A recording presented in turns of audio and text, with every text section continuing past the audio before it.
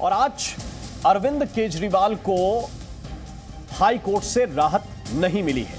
हमारे साथ इस पर बात करने के लिए केंद्रीय मंत्री हरदीप पुरी साहब हैं। पुरी साहब, बहुत बहुत स्वागत है आपका जी न्यूज पर। और हाईकोर्ट का फैसला आपने देखा होगा, जिसका इंतजार किया जा रहा था। हाईकोर्ट का फैसला आने के बाद आपकी पहली प्रतिक्रिया क्या है, आप क्या कहेंगे?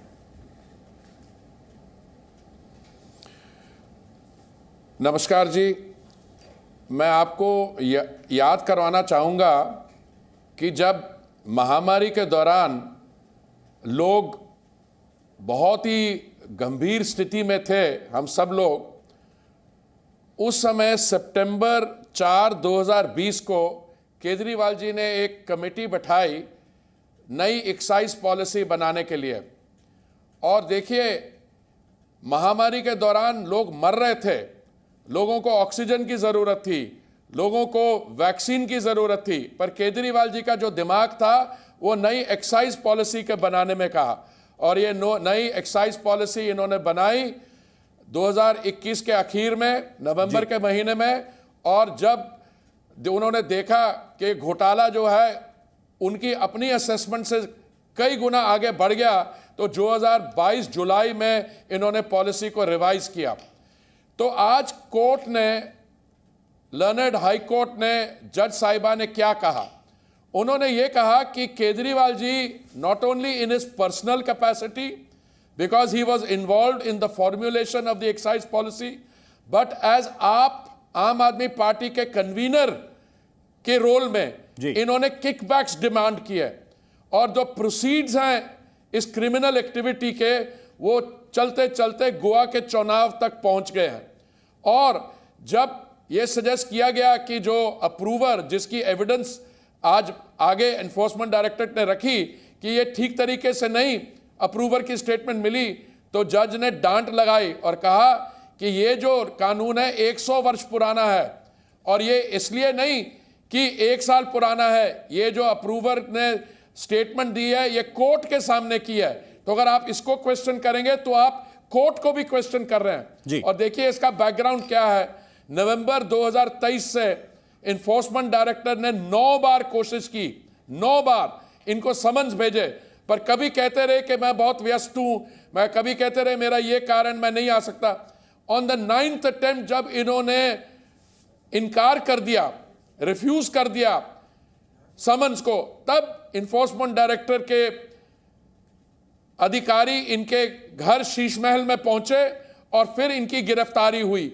आज ये बेल की एप्लीकेशन नहीं थी, आज जो कोर्ट के सामने था वो लीगैलिटी ऑफ अरेस्ट।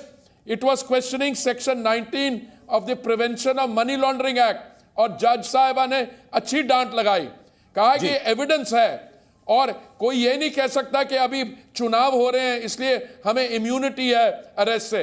और उनको बहुत मौके दिए गए और इनको मौका दिया जाएगा कि जो अप्रूवर्स ने एविडेंस दिया और बाकी एविडेंस जो इन्फोर्समेंट डायरेक्टरेट है उसको वो उसमें कमेंट कर पाएंगे बाद में। ठीक है पुरी साहब, ये तो कोर्ट के जजमेंट की बात हुई और आपने इसके बैकग्राउंड के बारे में दर्शकों को बताया।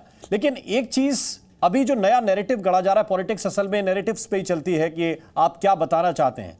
आम आदमी पार्टी कह रही है कि मनी ट्रेल तो दरअसल इनका पकड़ा गया, इलेक्टोरल बॉन्ड का हवाला देते हुए वो कह रहे हैं कि इनको इलेक्टोरल बॉन्ड आए और पैसा दरअसल इन लोगों ने लिया है, हमारा तो कोई पैसा ये लोग एस्टेब्लिश नहीं कर पाए। इसको आप किस तरह से तोड़ेंगे? देखिए, जो इलेक्टोरल बॉन्ड्स की बात है ये तो इन्होंने कोर्ट के सामने भी कहा और कोर्ट ने अच्छी डांट लगाई कि इसका इलेक्टोरल बॉन्ड्स के साथ लेना देना ही नहीं है। अगर आप इलेक्टोरल बॉन्ड्स की बात करना चाहते हैं तो मैं उसमें भी अपना कमेंट दे दूं। देखिए, क्योंकि मैं एक ट्रेंड सिविल सर्वेंट हूं, मंत्री बनने से पहले मैं 39 इयर्स मैं प्रोफेशनल सिविल सर्वेंट डिप्लोमेट था। देखिए, इलेक्टोरल बॉन्ड्स का इस इशू के साथ कुछ लेना देना नहीं है। और इलेक्टोरल बॉन्ड्स ने क्या कोशिश की थी कि एक ऐसा इशू जिसमें लोगों ने टैक्स दिया हुआ वो पैसा किसी पॉलिटिकल पार्टी को देते हैं, तो आप क्या समझते हैं इलेक्टोरल बॉन्ड्स खत्म होने के बाद एकदम साफ हो जाएगा? वही जो चीज केजरीवाल जी कह रहे हैं, कैश इकोनॉमी, उसके वापस आने का डेंजर है। पर मैं इस चर्चा में पढ़ना ही नहीं चाहता हूं, इसका उसके साथ कुछ नहीं है। पॉलिटिकल नैरेटिव आम आदमी पार्टी बनाएगी, आम आदमी पार्टी ये भी कोशिश करेगी कि इसको पॉलिटिकल टेंट देने की, क्योंकि केजरीवाल जी की सारा राजनीतिक जीवन जो है वो भ्रष्टाचार के खिलाफ था। उन्होंने अन्ना हजारे जी के आंदोलन में उन्होंने अपनी पॉलिटिकल आयु जी। जिंदगी शुरू की और कहा हम शराब के खिलाफ हैं। फिर उन्होंने बड़ा शराब का घोटाला कर दिया 2020-21 में। तो मैं ये कहूंगा कि केजरीवाल जी के जो झूठ हैं दिन ब दिन वो पकड़े जाते हैं। मैं बिल्कुल साधारण आम आदमी हूं, मैं गाड़ी बड़ी नहीं लूंगा, मैं मफलर पहनूंगा, लाल बत्ती नहीं होगी, मैं छोटे से घर में रहूंगा और पहुंच गए शीश महल में।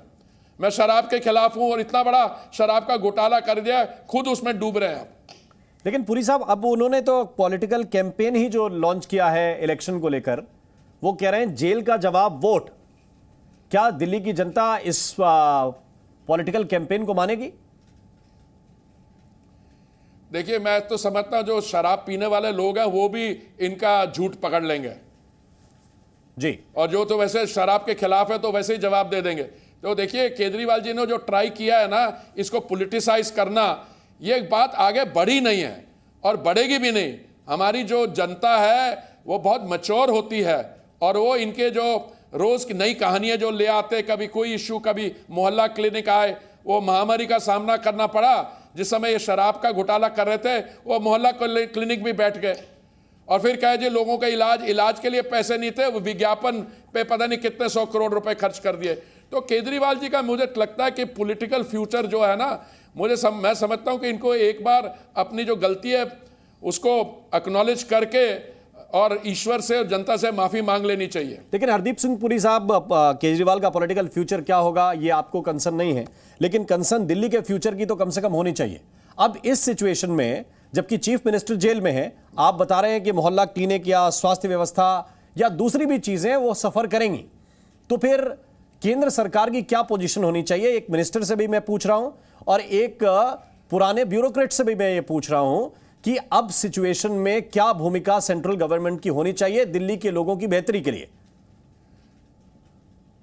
देखिए, दिल्ली की जो स्थिति है एक बहुत ही, मैं समझता हूं, विशेष स्पेशल सिचुएशन है। ये नेशन की राजधानी है और जो केंद्रीय सरकार ने दिल्ली के लिए किया ये मौका नहीं है। मैं आपको इसके आंकड़े भेज दूंगा। और जो केजरीवाल जी ने किया, मैं तो ये बात मानने को तैयार नहीं हूं कि दिल्ली का जो फ्यूचर है वो केजरीवाल जी के साथ लाइंड अप है। केजरीवाल जी अपनी स्थिति का फायदा उठा के उसको पॉलिटिकल टर्न देने के कह रहे हैं कि वो विक्टिम कार्ड प्ले कर रहे हैं। पर जिसको भी इस शराब घोटाले के बारे और इनके बाकी जो घोटाले उनके बारे जानकारी मिलेगी वो खुद तय करेंगे। आने वाले जो लोकसभा के चुनाव हैं और दिल्ली के चुनाव शायद लास्ट फेज में है, जनता उसका जवाब देगी। पर केजरीवाल जी की जो एक्सपेक्टेशन है और हमारी जो एक्सपेक्टेशन है, एक अंतिम चीज सर, पुरी साहब, क्या सरकार ऐसी चलती रहेगी? आप लोग ऐसे ही देखते रहेंगे? नहीं, हमका देखने की क्या बात है। केजरीवाल जी में अगर कोई भी अगर मान लीजिए सेंस ऑफ रिस्पॉन्सिबिलिटी होती तो सरकार तो जेल के पीछे से तो नहीं चल सकती। मैंने वो कैबिनेट मीटिंग वहां कर सकते हैं, 2-3 और भी उनके मंत्री वहां पे उनके साथ जेल नंबर पता नहीं कहां पे है, वो मिल लिया करें और कैबिनेट मीटिंग कर लें। पर ऐसे थोड़ा ना कोई गवर्नेंस स्ट्रक्चर चलता है। ठीक है पुरी साहब, बहुत बहुत शुक्रिया, बहुत बहुत धन्यवाद, आपने अपना समय जी न्यूज को दिया।